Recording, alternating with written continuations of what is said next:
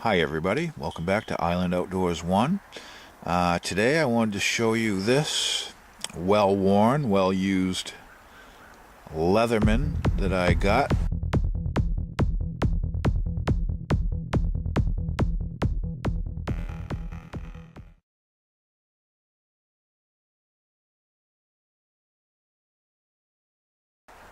Years ago when I was a smoker, and Marlboro cigarette company had a promotion. I think it was Marlboro Miles, and they had a thing called the Marlboro Store. You save up the miles and send them in, and you could get different things. And one of the things I picked out was this Marlboro Leatherman, and the best I could tell from trying to research this is on the side it says Leatherman Tool. The nearest I can find it is like the Leatherman PST. And the best I could find on Amazon was $49 to $54, but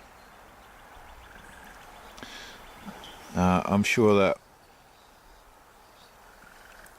that's if you wanted to collect this particular model for some odd reason.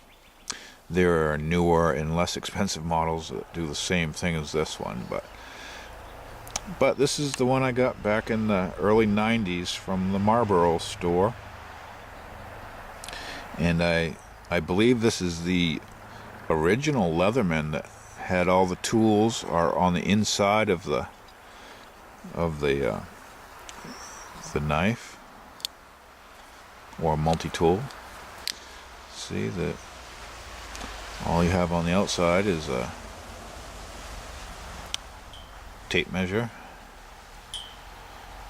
all enclosed, a little lanyard hole right there. Yeah, I think it was the original Leatherman. The weight with the sheath is 6.4 ounces, 182 grams. Without the sheath, it's 5.2 ounces, 148 grams. Closed length 4 inches. The overall length is 6 1/4 inches, and the knife blade on this is 2 1/8 inches. So yeah, here's what it says on the original Leatherman USA.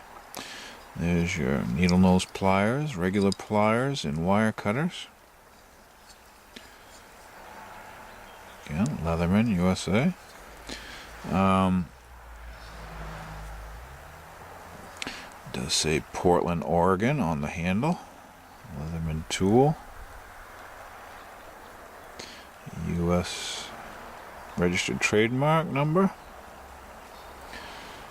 And I don't know if the camera will pick this up, but right in there is the Marlboro logo, very faintly etched in the blade. I can see it better here in person than probably you can, I guess. I'm guessing, I don't know. But yeah, very well built. I've used this a lot for odd and end type jobs. The only issue I've had with this one is, let me fold that up, the blade tip snapped off. And it's totally my fault. I probably had it stabbed into something and I went to take it out and it snapped right off. But I think at least on these early models, the hardness of these knives must have been on the upper end of the scale, which made the tips brittle. They didn't break. They didn't bend, they broke. But I think they've probably fixed that by now. On the blade here, it says Leatherman USA. Nothing on that side, but this blade was extremely sharp when I first got it. I remember I was amazed how sharp it actually came when I first got it, and it's still sharp, and I haven't had to touch that up much. But very nice. On that side, you also have you've got an awl. Whoops, keep it in frame. You've got an awl, a medium screwdriver, and a large screwdriver, and the plain edge knife. In this side of the handle, you have a nice, there is a metal file and a wood file, and even the bottom side of this knife has a file on it. So very nice. And the other blades are, you have a very small regular screwdriver, a nice full-size Phillips screwdriver, and you can see that tip is hardened too. It's very nice. And then you have cap lifter, can opener attachment, works very well.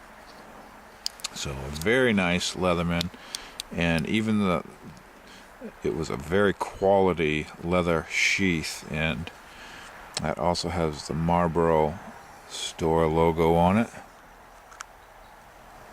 Trying to read what it says. Yeah, Marlboro Country Store, it says on there. And of course I've got paint on it from some job I was doing. I got paint everywhere. But yeah, very nice. Still to this day, even for it being so old, it still works just as good, except for I got a little bit of the knife tip broken off. But this is still a go-to tool I use. And if you ever see one of these at a yard sale, flea market, or pawn shop, they're worth the investment if you want to pick one up for yourself. And my battery's running low, so I'll close this video off and say thank you for watching, and stay tuned for my next video. I'll show you the cold steel Finn Wolf. So thanks for watching. See you then.